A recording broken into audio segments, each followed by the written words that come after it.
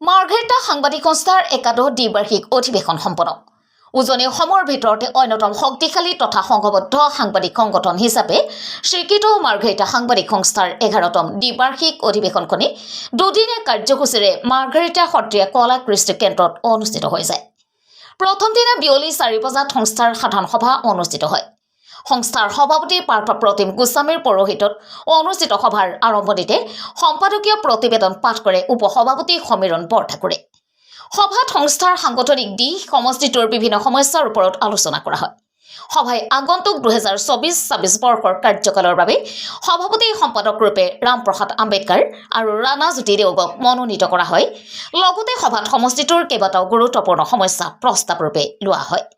মাৰ্ঘেৰিটা সাংবাদিক সংস্থাৰ একাদশ দ্বিবাৰ্ষিক অধিৱেশনৰ লগত সংগতি ৰাখি সলিল নেওগ সোঁৱৰণী প্ৰতিশ্ৰুতি সম্পন্ন যুৱ সাংবাদিকতা বঁটা প্ৰদান কৰা হয়।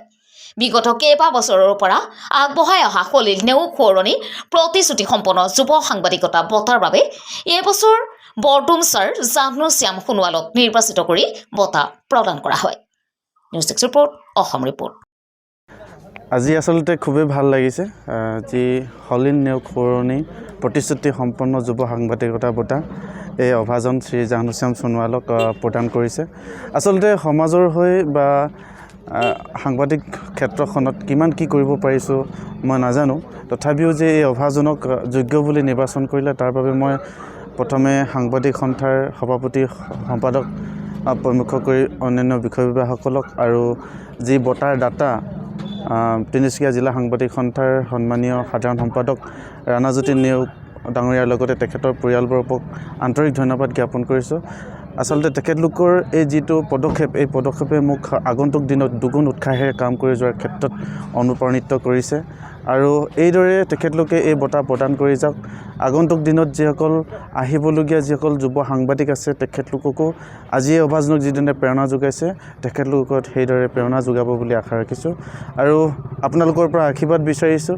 যিদৰে নিৰ্ভীক নিৰপেক্ষ সত্যনিষ্ঠ আৰু বিশ্বাসযোগ্যভাৱে আপোনালোকৰ মাজত যিমান পাৰোঁ সংবাদ সেৱা আগবঢ়াই গৈ আছোঁ আৰু অনাগত দিনতো সেই দুগুণ উৎসাহেৰে কৰি যাব পাৰোঁ তাৰে কামনাৰে মোৰ যি ক'বলগীয়া সামৰণি। এটাৰ একাদশ দ্বিবাৰ্ষিক অধিৱেশনখনি দুদিনীয়া কাৰ্যসূচীৰে অনুষ্ঠিত হৈ গৈছে। অধিৱেশন উপলক্ষে প্ৰথম দিনা সাধাৰণ সভা অনুষ্ঠিত হয়। যিখন সাধাৰণ সভাই মাৰ্ঘেৰিটা সাংবাদিক সন্থাৰ আগন্তুক যি দুবছৰীয়া কাৰ্যকাল, সেই কাৰ্যকালৰ বাবে ৰামপ্ৰসাদ আম্বেদকাৰক সভাপতি আৰু ৰাণা জ্যোতি নেওগক সম্পাদক হিচাপে লৈ এখন নতুন সমিতি গঠন কৰা হয়।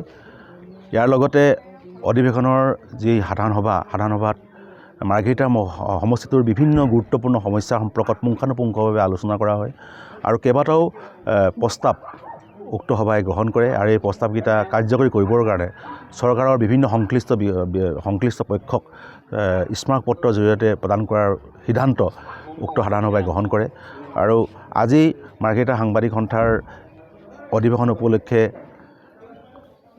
সলিল নেওগ সোঁৱৰণী প্ৰতিশ্ৰুতি সম্পন্ন যুৱ সাংবাদিকতা বঁটা প্ৰদান আৰু মুকলি সভা অনুষ্ঠিত হয় আৰু এই অনুষ্ঠানটোত এইবাৰ বৰডুমচাৰ এগৰাকী যুৱ সাংবাদিক জাহ্নু শ্যাম সোণোৱালক সলিল নেওগ সোঁৱৰণী প্ৰতিশ্ৰুতি সম্পন্ন যুৱ সাংবাদিকতা বঁটা প্ৰদান কৰা হয়। তেখেতক বঁটাৰ সৈতে এটা স্মাৰক, এখন সম্বৰ্ধনা পত্ৰ লগতে তেখেতক 10,000 টকা তেখেতক আগবঢ়োৱা হয় আৰু এই অনুষ্ঠানটোৰ জৰিয়তে আচলতে মাৰ্ঘেৰিটা সাংবাদিক সন্থাই আগন্তুক সময়ত কি ধৰণে কাম কাজসমূহ আগুৱাই লৈ যাব এই সম্পৰ্কত আলাপ আলোচনা কৰা হয়।